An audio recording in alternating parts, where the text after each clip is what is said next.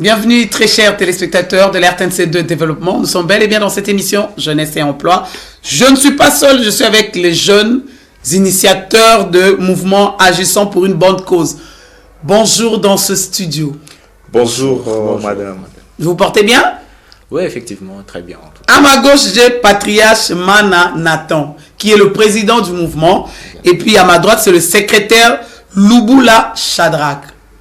Pourquoi vous avez accepté d'adhérer à ce mouvement du patriarche qui est l'initiateur? Premièrement, d'abord, nous aimons de bonnes choses et nous aimons vraiment des initiatives qui recadrent surtout la jeunesse. Et comme je suis jeune, je ne peux pas m'ignorer ou bien m'enlever là-dessus. Je suis jeune et je devrais soutenir que des bons actes. C'est pour cela qu'il a nommé ces noms agissant pour une bonne cause. Donc c'est ça. C'est qui m'a poussé d'abord la manière dont il voit les choses. C'est un peu ça donc. Vous n'avez pas eu peur que lui vous domine parce que les filles vont le suivre et vous êtes derrière? Quand on est objectivisme, donc on n'a pas besoin de ça d'abord. Ce qui est très important, très capital dans la structure, c'est l'intérêt personnel.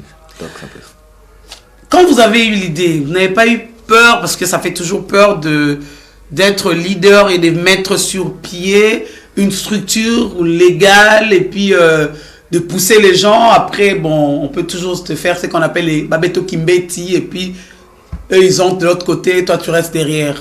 Comme on dit, parce que fin des fins, les hommes politiques vont vous suivre et puis, bon, ils peuvent vous jouer un sale jeu, comme on dit. Vous n'avez pas eu peur de ça?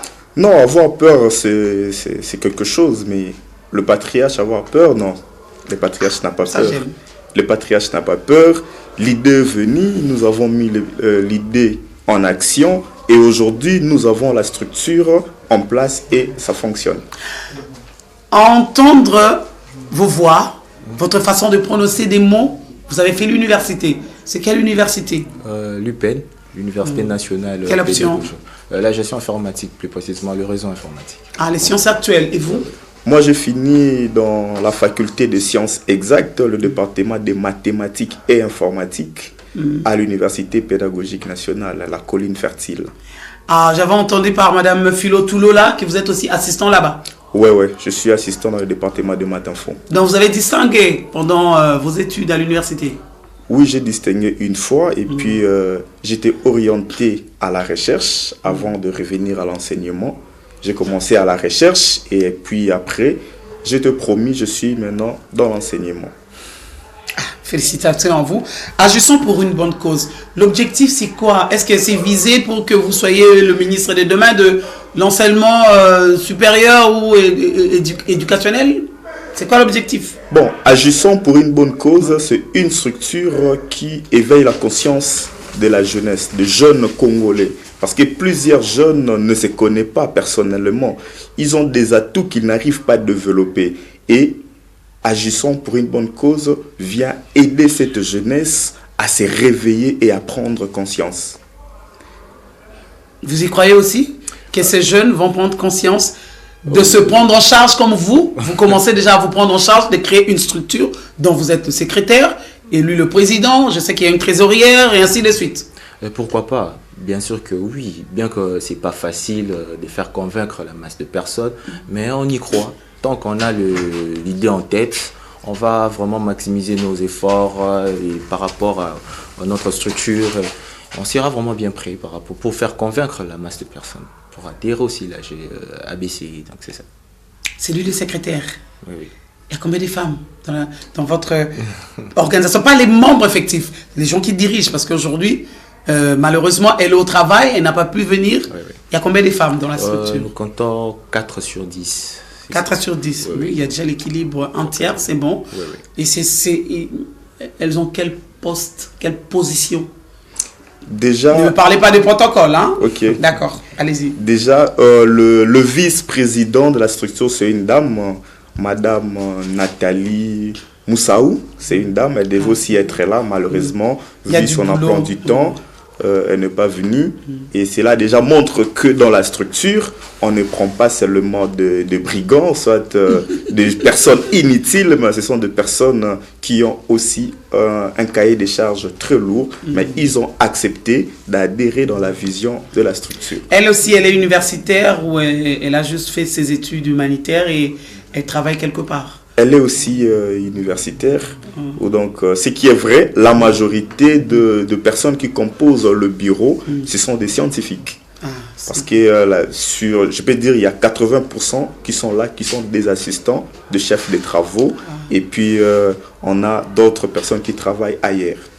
Ah, c'est bien. Et il y a aussi il y a un mélange de cerveaux universitaires ou bien c'est juste l'UPEN?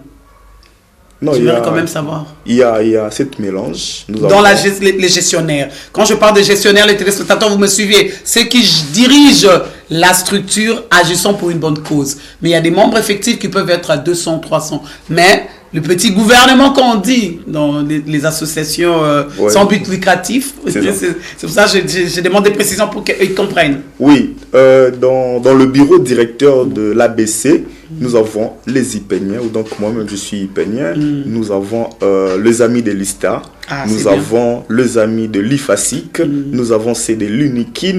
Donc nous sommes mélangés, on ne fait pas partie seulement des Ipéniens.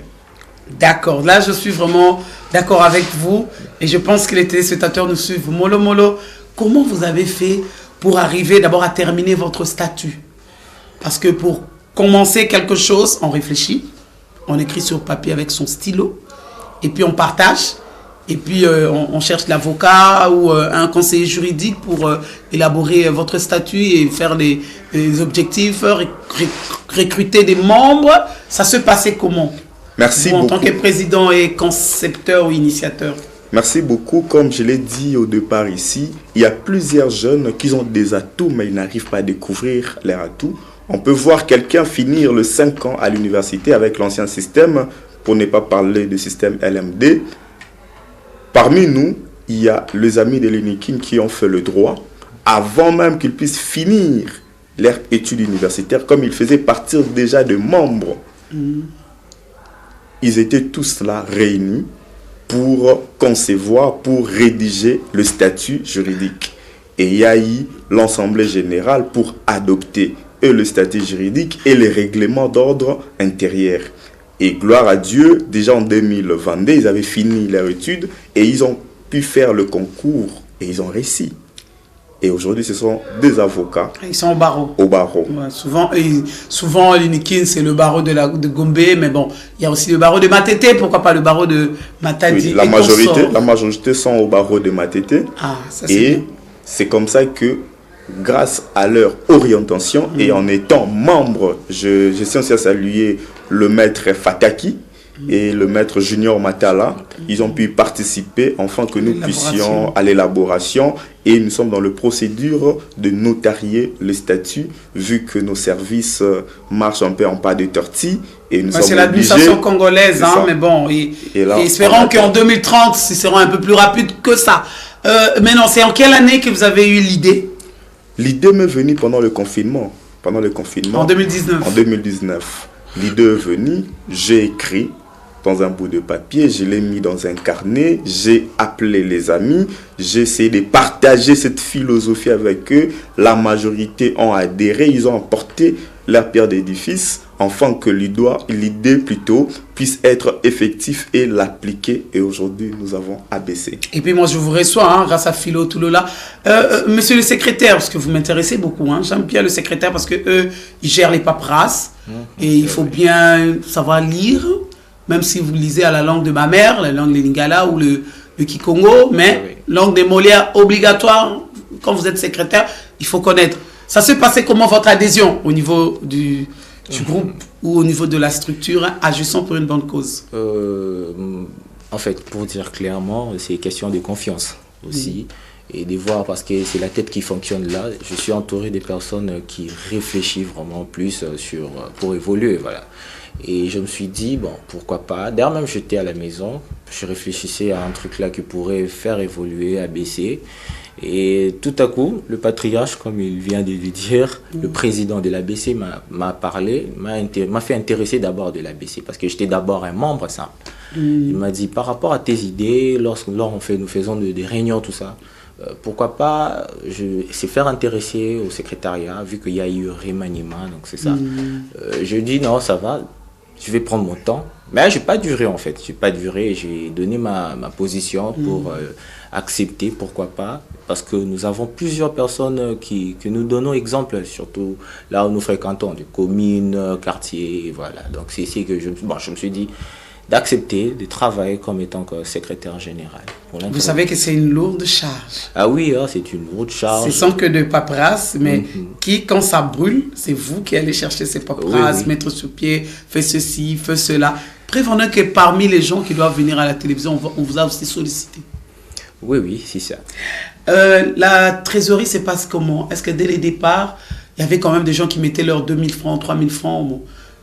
Ça se passait comment?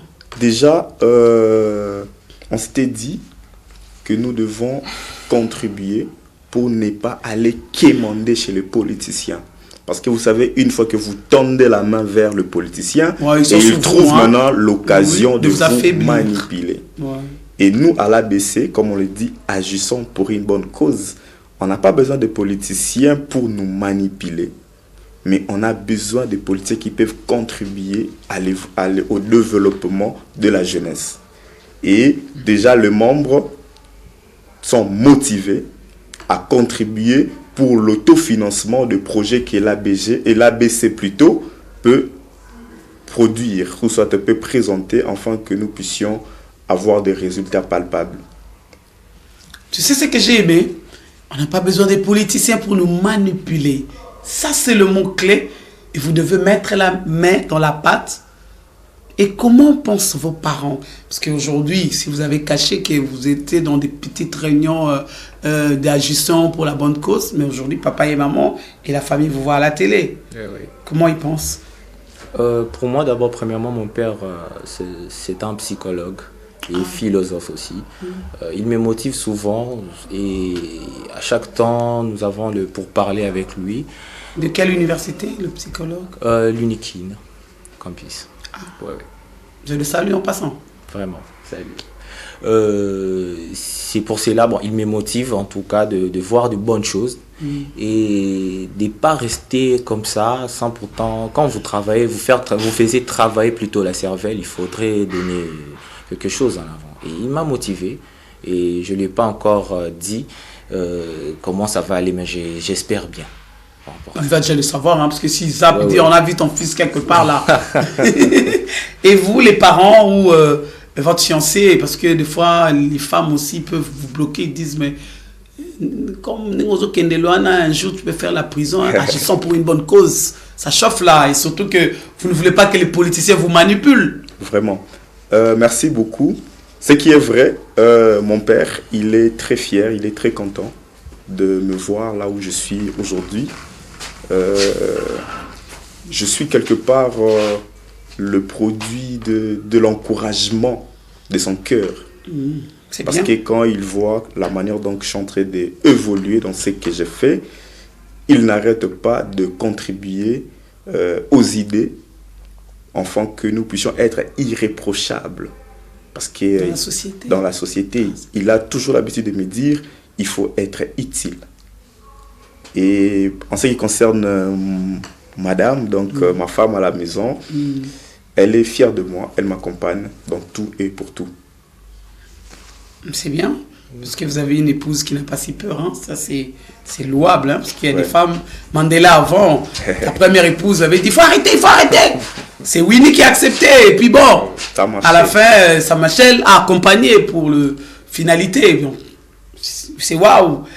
Et votre entourage, quand vous faites, parce que j'ai vu, il y a des vidéos où vous avez fait de sensibilisation, ils viennent facilement, j'ai vu c'était une petite salle, vous faites des sensibilisations, votre entourage, quand vous les invitez, ils viennent facilement pour suivre les journées d'échange ou les conférences?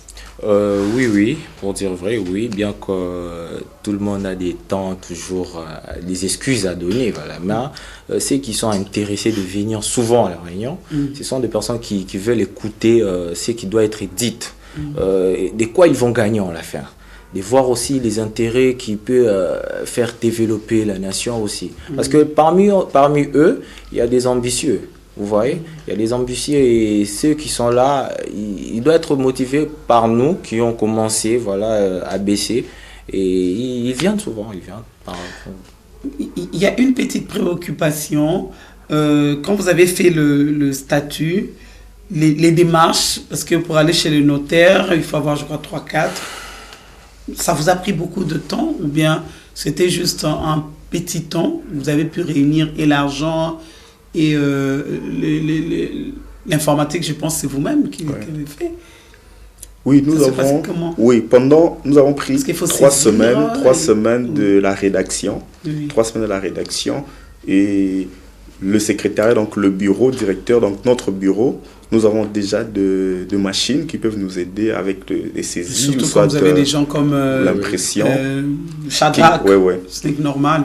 Et là où ça nous prend plus le temps, c'est au niveau de service de l'État. Le notaire. Donc il faut suivre ça de près. C'est de là que ça traîne un peu. Mais rédaction jusqu'à l'impression, comme on nous a demandé 6 exemplaires, ça ne nous a pas pris beaucoup de temps, ça ne nous a pas aussi pris trop de réflexions pour réaliser. Ah oui, surtout que vous avez des gens qui ont des têtes, vous avez des juristes dedans, ça vous a vraiment facilité la tâche. Hein. Ça, c'est pour que ceux qui nous suivent puissent comprendre. Parce que quand on a des juristes, ça amoindrit le coût. Et quand on a des informaticiens dans le staff, ça amoindrit le coût parce qu'ils connaissent les techniques, les tactiques pour rabattre les prix. Parce que même nous autres, on va chez les jeunes pour faire certaines activités. Hein. Quand on va dans les universités, ça coûte moins cher. Mais quand vous allez dans les cyber sur Victoire, en ville, le prix gonfle. Vous dites, waouh! Pour ajouter ce qu'il a dit pour l'ABC, vous venez de le dire, parce que bon, on a plusieurs cervelles qui est là-dessus. On mélange les informaticiens, ceux qui ont fait l'administratif commercial et puis le droit. Chacun vient avec leur puissance là. C'est ça. Non, ça c'est fantastique.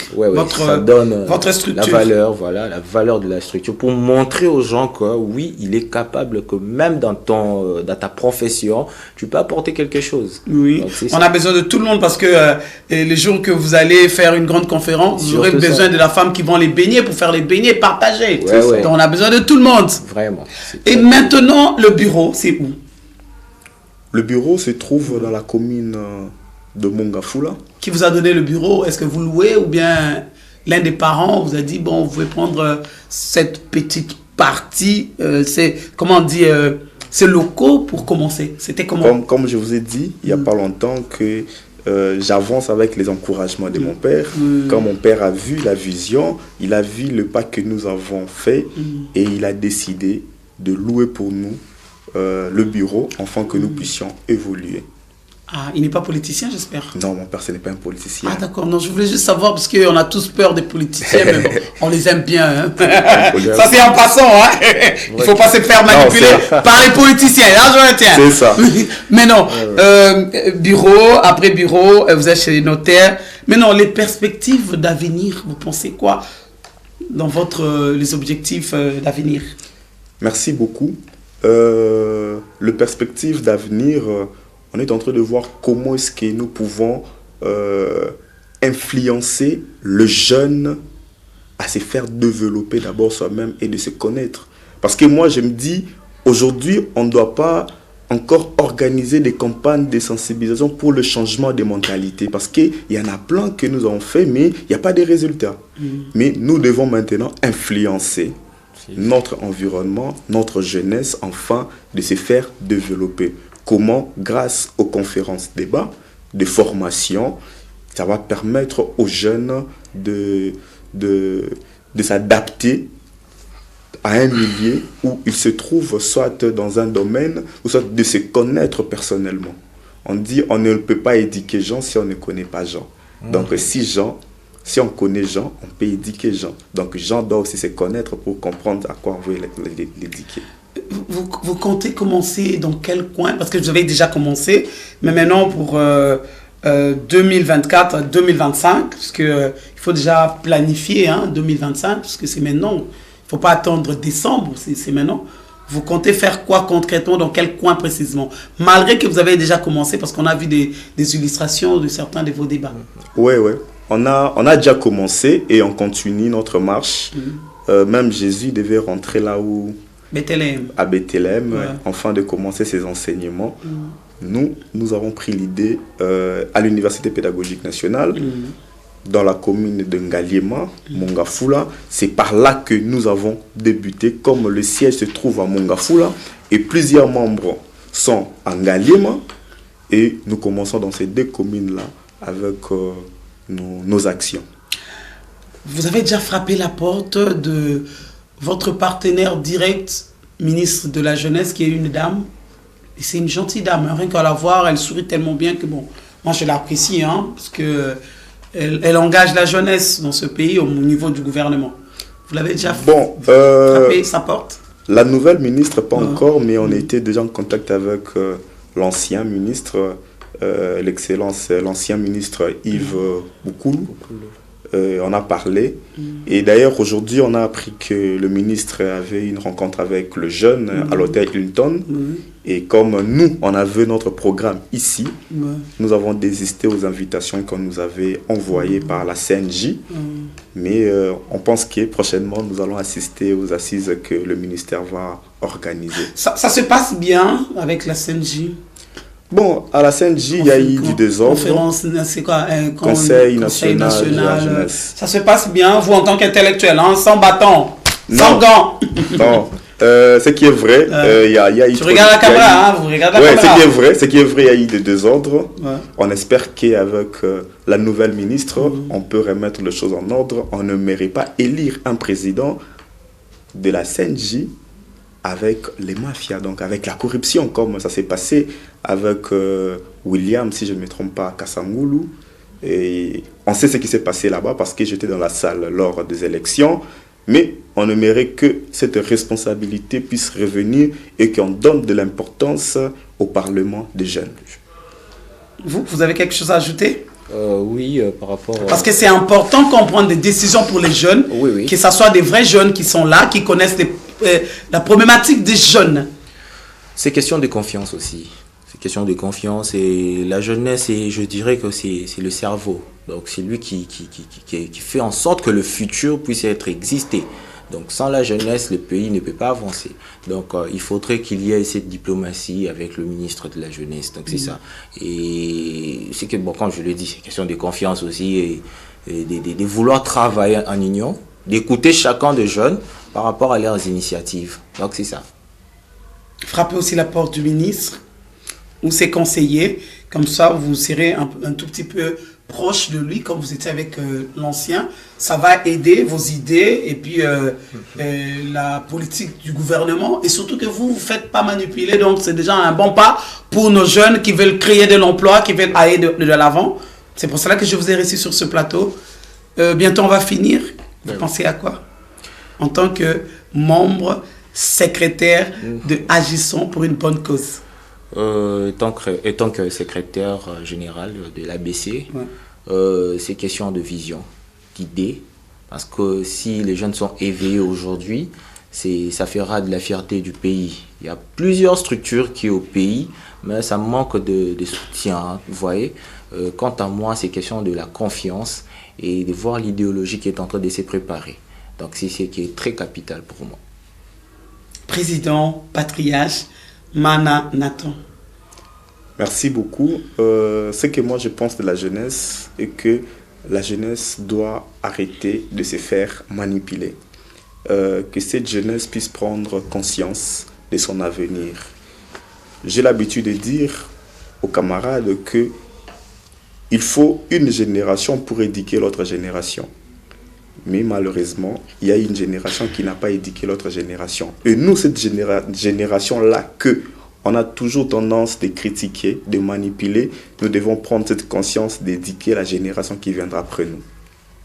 Merci. On n'a pas besoin de se faire manipuler par les politiques, Il faut cotiser pour que votre structure devienne grande et faire des conférences vous-même, partager le pain vous-même, même les t-shirts vous-même. Je pense que le Congo ira de l'avant pour avoir des bons employés et créer plus d'emplois nous-mêmes avant d'attendre l'État. Sur ce mot, je vous dis merci. Monsieur Patriarche Mana Nathan et puis Lubula Shadrach. Merci à la grande équipe technique qui a assuré aux mains de maître cette émission. Là, je vois beaucoup de gens, je n'aimerais pas citer, mais je vous dis tous merci et merci à l'RTNC Développement, dirigé par la coordonnatrice Boulamatadi Kaya. On se retrouve prochainement. Chers téléspectateurs, merci parce que vous nous avez suivis et restez scotchés à l'RTNC2 Développement. Au revoir.